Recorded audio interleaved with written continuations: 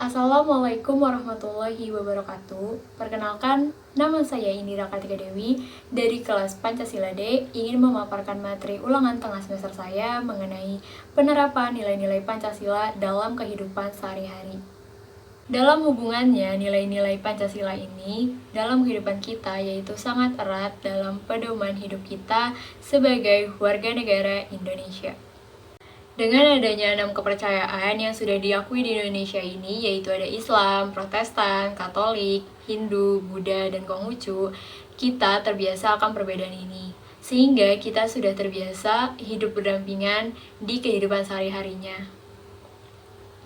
Di dalam materi ini, saya akan menampilkan beberapa pendapat narasumber mengenai hidup berdampingan dengan perbedaan kepercayaan ini.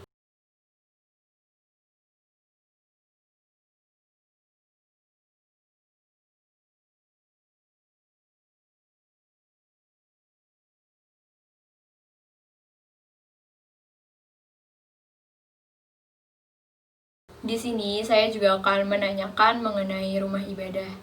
Dengan Indonesia yang mayoritasnya adalah pemeluk agama Islam, membuat sarana dan prasarana seorang muslimin sudah sangat-sangat terpenuhi.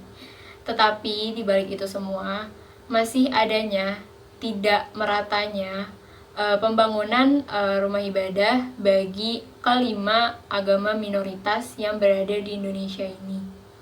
Di sini saya akan menampilkan beberapa pendapat narasumber saya mengenai tidak meratanya pembangunan.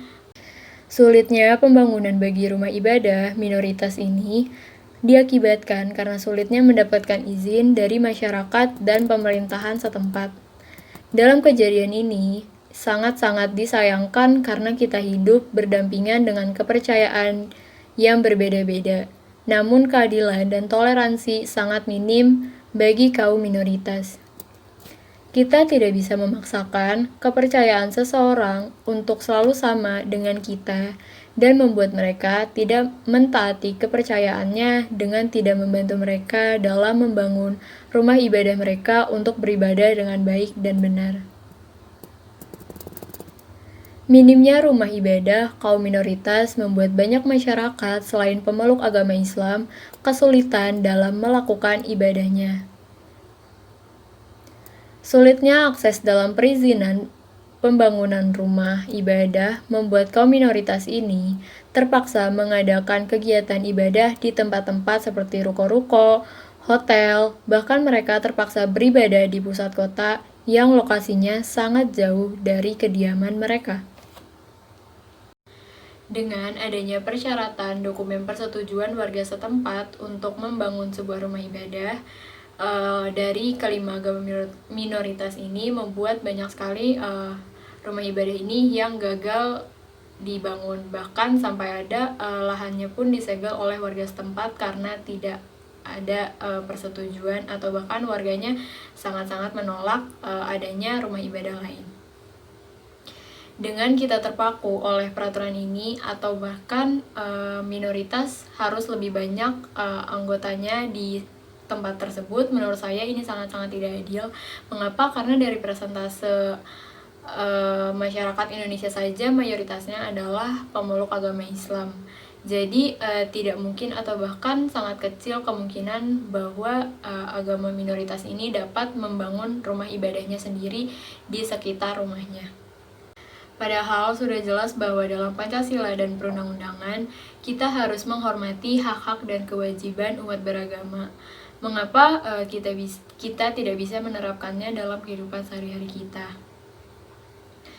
Dengan agama minoritas saja yang sudah bisa menerima kegiatan muslim, yaitu salah satu contohnya adalah mendengar azan 5 waktu, murotal selama setengah hingga sejam sebelum waktunya azan, kegiatan-kegiatan keagamaan yang selalu diadakan di masjid dengan pengeras suara selama sehari penuh atau bahkan hingga berhari-hari, tetapi mereka tetap menerima dan juga tidak mengadakan demo karena mereka tahu bahwa aspirasi mereka tidak akan terpenuhi atau didengar. Dengan mereka saja bisa menerima keadaan seperti itu, bisa saling bertoleransi, mengapa kita tidak bisa mencontoh bagaimana mereka mentoleransi kegiatan keagamaan yang kita laksanakan sehari-harinya. Selain kita membahas sila pertama, yaitu ketuhanan yang Maha Esa, di sini kita juga membahas mengenai sila kedua dan kelima, yaitu kemanusiaan yang adil dan beradab, dan keadilan sosial bagi seluruh rakyat Indonesia. Selain itu, kita juga bisa mengambil contoh bagaimana masyarakat dalam bertindak di kehidupan sehari-harinya. Dengan kita mempunyai banyaknya kebudayaan, membuat masyarakat Indonesia memiliki adat istiadatnya masing-masing di setiap daerah. Membuat agenda tahunan kita dipenuhi oleh kegiatan adat istiadat yang masih dilaksanakan hingga saat ini. Berikut saya akan menampilkan beberapa pendapat narasumber mengenai adat istiadat yang masih berlangsung.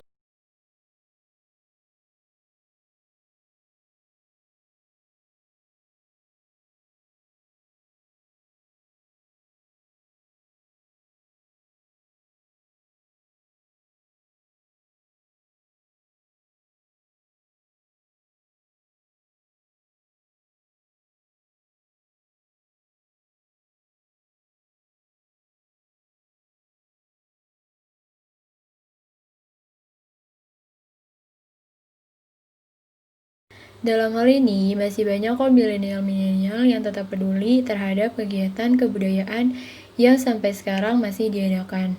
Dengan kita tetap menjalankannya, kita bisa ikut berpartisipasi dalam persatuan Indonesia, yang budayanya tidak bisa dihitung dengan jari.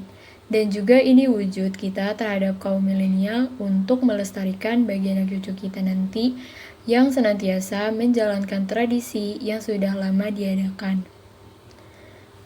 Dengan adanya kegiatan adat yang dilakukan hingga saat ini membuat masyarakat luar penasaran mengenai tentang adat yang masih dilaksanakan hingga saat ini.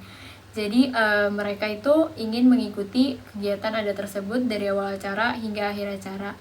Karena biasanya tuh orang-orang seperti ini mereka menyebarkan informasi melalui mulut ke mulut atau internet yang dapat dijangkau oleh orang banyak, sehingga kita menjadi lebih tahu mengenai budaya kita sendiri dan juga kita menjadi penasaran dan bisa melaksanakannya di daerah masing-masing atau di rumah masing-masing atau perkumpulannya masing-masing.